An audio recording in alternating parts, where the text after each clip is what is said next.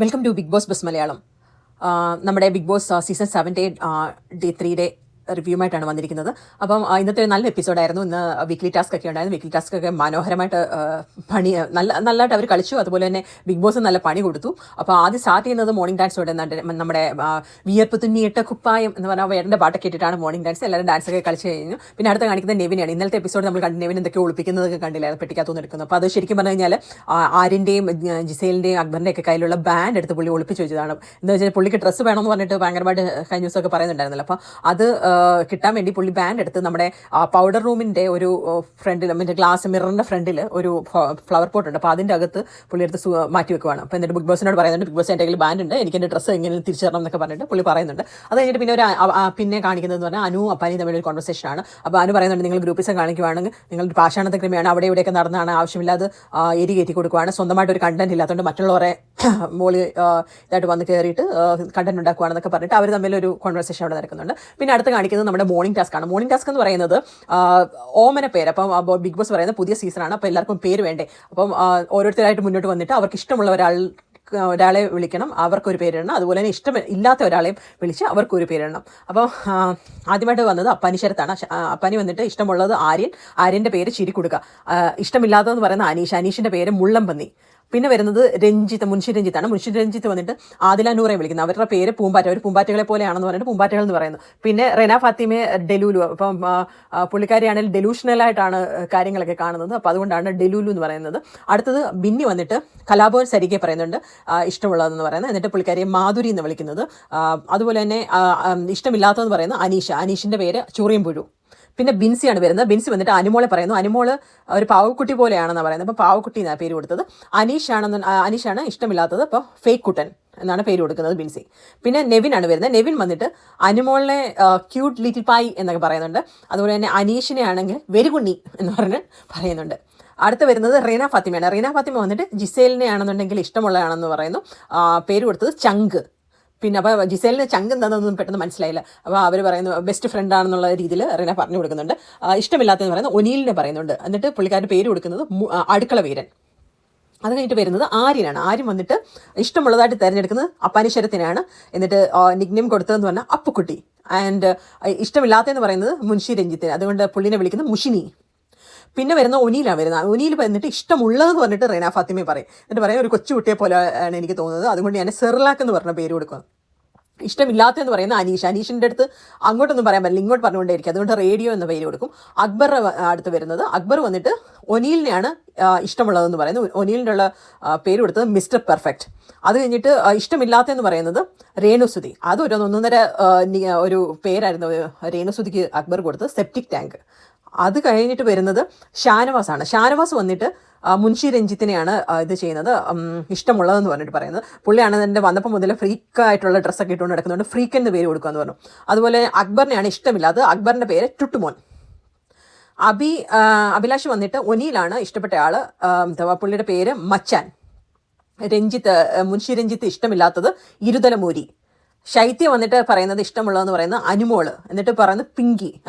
അതൊരു വല്ലാത്ത പേരായിരുന്നു, പിങ്കി. ഇഷ്ടമുള്ളതെന്ന് പറഞ്ഞിട്ട് ഒരു ആക്കി പേര് കൊടുത്ത പോലെ തോന്നി. പിന്നെ അനീഷാണ് ഇഷ്ടമില്ലാത്തത്, ടിൻറ്റുമോൻ.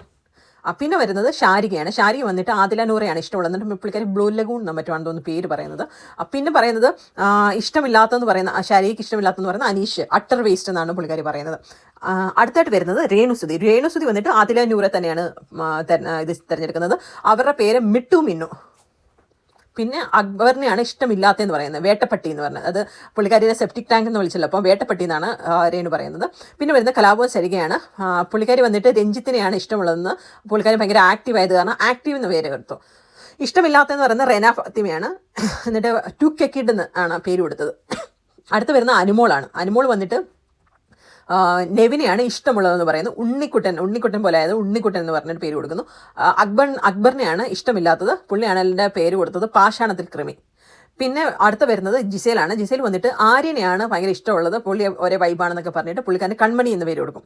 പിന്നെ ഇഷ്ടമില്ലാത്തതെന്ന് പറഞ്ഞാൽ അപ്പാനി ശരത് തന്നെ, പുള്ളിയാണ് റൗഡി എന്ന് പറഞ്ഞിട്ട് പേരാണ് ജിസേൽ കൊടുക്കുന്നത്. അടുത്ത് വരുന്നത് ആദില നൂറ. ആദില നൂറയ്ക്ക് ഇഷ്ടമുള്ളതെന്ന് പറയുന്നത് അപ്പാനി ശരത്. അപ്പാനി ശരത് ഒരു അണ്ണാറക്കണ്ണനെ പോലെ അങ്ങോട്ടും ഇങ്ങോട്ടും ചാടി കിടക്കുക, അപ്പോൾ അതുകൊണ്ട് അണ്ണാറക്കണ്ണൻ എന്ന് പറഞ്ഞ പേരാണ് കൊടുക്കുന്നത്. പിന്നെ ഇഷ്ടമില്ലാത്തതെന്ന് പറഞ്ഞാൽ അനീഷ്. ശരിക്കും പറഞ്ഞു കഴിഞ്ഞാൽ അവർ മറ്റേ പാഷാണത്ത് കൃമി എന്ന് പറഞ്ഞ പേര് കൊടുക്കാനിരിക്കുമായിരുന്നു, പക്ഷേ അനുമോൾ ഓൾറെഡി കൊടുത്തതുകൊണ്ട് അവർ പേര് മാറ്റി മിസ്റ്റർ അപ്പി എന്നാക്കി. പിന്നെ ഉള്ളത് ലാസ്റ്റ് വരുന്നത് അനീഷാണ്. അനീഷ് വന്നിട്ട് ഇഷ്ടമുള്ളതെന്ന് പറയുന്നത് റെന ഫാത്തിമയാണ്. ഒരു പൂ പോലാണെന്ന് പറഞ്ഞിട്ട് പൂവെന്ന് പേര് കൊടുത്തു. ഇഷ്ടമില്ലാത്തതെന്ന് പറയുന്നത് അനുമോൾ ഒരു ചതിയത്തിയാണെന്നാണ് അവർ പറയുന്നത്. മറ്റേ അണ്ടർ ഗാർമെൻ്റ് കേസിൽ ഒരു ലേഡി ആയിട്ട് പോലും ചതിച്ചു എന്നുള്ള രീതിയിൽ ചതിയത്തി എന്ന പേരാണ് കൊടുക്കുന്നത്. അപ്പം പിന്നെ ലാസ്റ്റിലാണെങ്കിൽ ബിഗ് ബോസ് ക്യാപ്റ്റനോട് പറയുന്നുണ്ട് ആർക്കാണ് ഏറ്റവും കൂടുതൽ ഇഷ്ടമുള്ളതും ഇഷ്ടപ്പെടാത്തതുമായ ആരാന്ന് കണ്ടുപിടിച്ച് പറയാൻ പറഞ്ഞു, നമ്മൾ ഇവർ നോമിനേറ്റ് ചെയ്തതിൽ നിന്ന്. അപ്പം ഇഷ്ടപ്പെടാത്തത് അനീഷിൻ്റെ ഏറ്റവും കൂടുതൽ വോട്ട് 8 വോട്ട്. അപ്പോൾ അനീഷിനോട് പറയുന്നു നിനക്ക് കിട്ടിയ പേരിൽ നിന്ന് ഏറ്റവും ഇഷ്ടപ്പെട്ട പേര് ഏതാണെന്ന് സെലക്ട് ചെയ്യാൻ പറഞ്ഞു. അപ്പോൾ പുള്ളിയാണെങ്കിൽ നമ്മുടെ അപ്പാനി ശരത്ത് കൊടുത്ത മുള്ളം പന്നി തന്നെ എടുക്കുന്നത്. പിന്നെ ഇഷ്ടപ്പെട്ട ആൾക്കാരുടെ കൂട്ടത്തിൽ അനുമോൾക്കും ആദില നൂറയ്ക്കും 3 പോയിന്റ് വീതം കിട്ടി.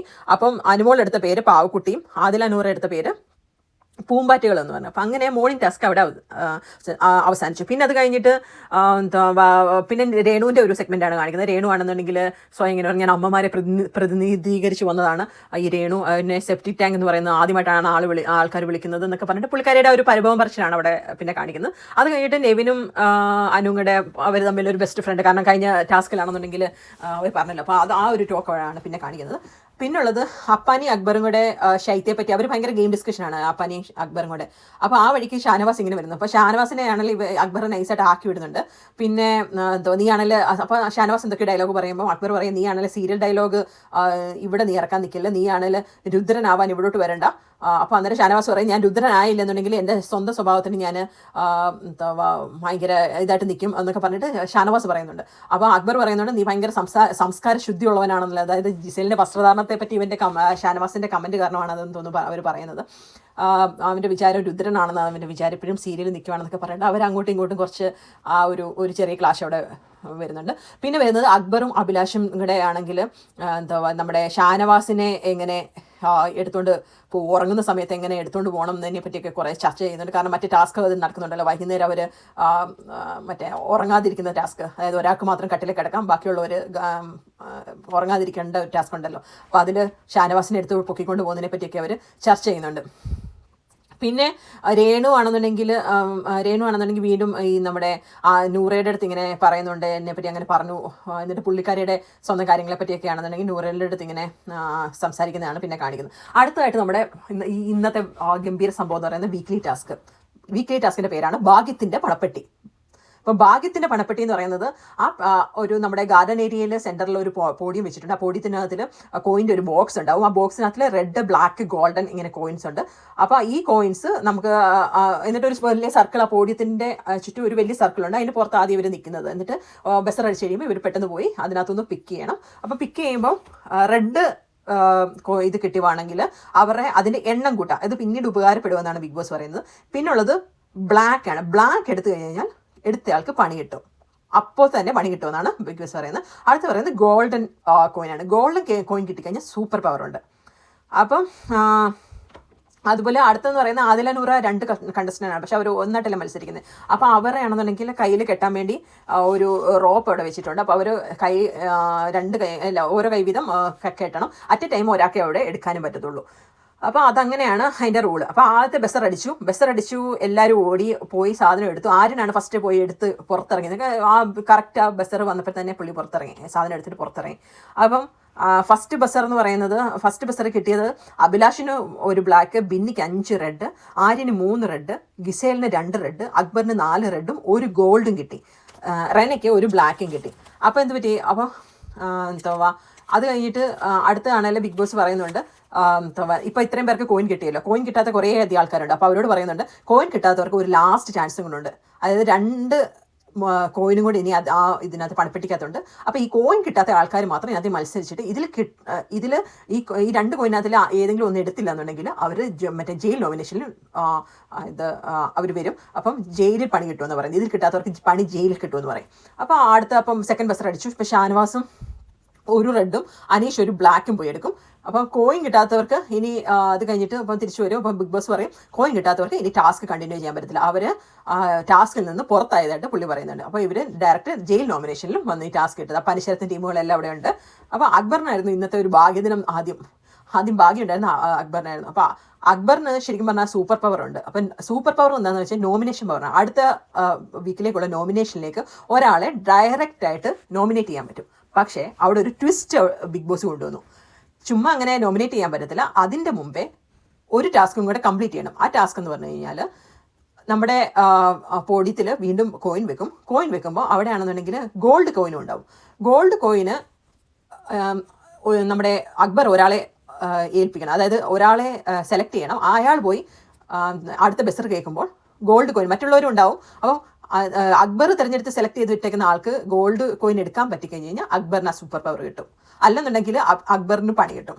അപ്പം അത് കേട്ട് കഴിഞ്ഞ് അതാണ് അടുത്ത. അതായത് ഡയറക്റ്റ്ലി അവർ മറ്റേ ഇത് കൊടുത്തില്ല, എന്നാ സൂപ്പർ പവർ കൊടുത്തില്ല. അതായത് വീണ്ടും ഇതിനകത്തൊരു ട്വിസ്റ്റ് കൊണ്ടുവന്നിട്ടുണ്ട്. അപ്പം അടുത്ത ബസർ അത് കഴിഞ്ഞിട്ട് അല്ലെങ്കിൽ പണി കിട്ടുമെന്ന് പറഞ്ഞു. അപ്പോൾ ആരെയാണ് സെലക്ട് ചെയ്യുന്നതെന്ന് ചോദിച്ചു. അപ്പം നെക്സ്റ്റ് റൗണ്ടിലേക്ക് ഹെൽപ്പ് ചെയ്യാൻ, അതായത് ഗോൾഡ് പോയി എടുക്കാൻ ഹെൽപ്പ് ചെയ്യാൻ എടുത്തതെന്ന് പറഞ്ഞാൽ ആര്യൻ നല്ല സ്പീഡൊക്കെയാണെന്ന് പറഞ്ഞിട്ട് അക്ബർ ആര്യനെ എടുക്കുന്നുണ്ട്. അന്നേരം എന്നിട്ട് ബിഗ് ബോസ് പറയുന്നുണ്ട്, അത് ഞാൻ നേരത്തെ പറഞ്ഞില്ലേ ബ്ലാക്ക് കോയിൻ കിട്ടിയവർക്ക് അന്നേരം തന്നെ പണി വരുമെന്ന്. അപ്പോൾ ആർക്കൊക്കെ ബ്ലാക്ക് കോയിൻ കിട്ടിയെന്ന് ചോദിക്കുമ്പോൾ അഭിലാഷ്, അനീഷ്, റെന ഫാത്തിമയ്ക്കാണ് ബ്ലാക്ക് കോയിൻ കിട്ടിയത്.